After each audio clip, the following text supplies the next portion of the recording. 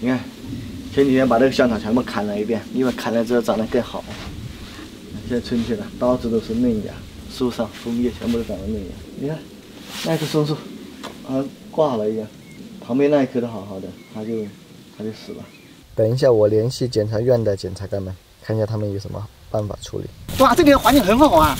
这里是不是好多原始森林？这里是那个车巴里自然保护区，这个村这一带全部是核心区来的。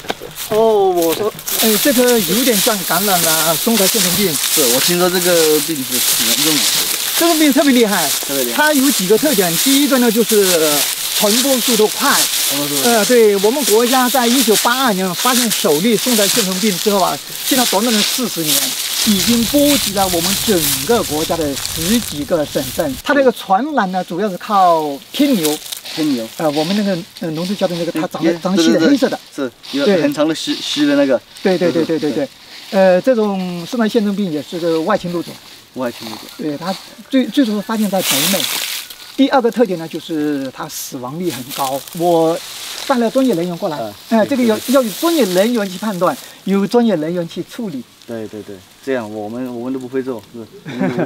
对，没错，我去处理。对，因为我们前几年的话，我们也针对这个松材线虫病的这个问题，我们也相关部门我们制发过公益诉讼的检查建议。对。那么我们现在把他们叫过来，好吧？可以。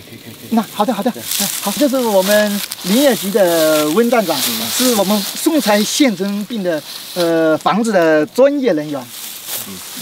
这主要是这棵，应该是还是那个要确定一下。我们一般初步判定，首先看到这个，如果是叶子上半部它是先黄，后下半部分是慢慢的黄上去。还有一个清除方法就是要把这个树锯下来，它里面有一个放射性的这个蓝靛。放射性的蓝靛。对，它这里已经有慢慢的，你看这个蓝靛。放射状的还有一点点了，已经开始有了，对不对？这里有，对。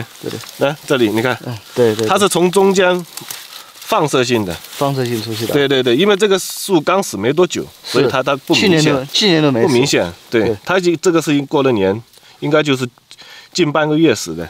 是。然后我们也可以看，它基本上的按照我们正常常识都知道，这个松树。你如果削开一点点皮的话，它是有松枝流出来。你看，现在摸得起一点松枝都没有了。对，它没有松枝了，已经都被这个松材线虫给吃掉了，吃完了。对。这是虫子。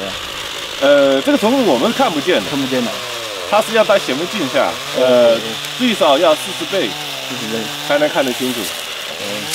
而且一棵树像一棵天牛的话，里面携带的最多都可以达到2000万只。2000万只。对。少的有20万只，那它飞来飞去，随便传播下来，很容易感染到。它松材线虫病，在松材线虫它本身它是不会传染的，它主要是通过天牛的取食，还有产卵，来这样去传播。所以它每年的这个传播范围，它大概就是这几百米，它不会飞很远。它一般都是通过人为传播。如果你砍了这一棵树。如果我们当地老百姓捡柴或捡到家里去的，那么它附近的松树就肯定是被传染。这样子。对啊，如果你不烧掉的话，那就肯定不行。这个要处理好。这一定要烧掉。对。所以现在我们也在去各个地方做宣传，就是要求老百姓不能捡这个松材。就是这个意思。发现松材都要收缴，要烧掉。怪不得。这个就是宣传手册啊。对。还有这个就宣传画。这个可以那个，对，这个可以贴在我们村子里面，然后有这个是更好的宣传了。你看，今天就植树节，多种几棵树。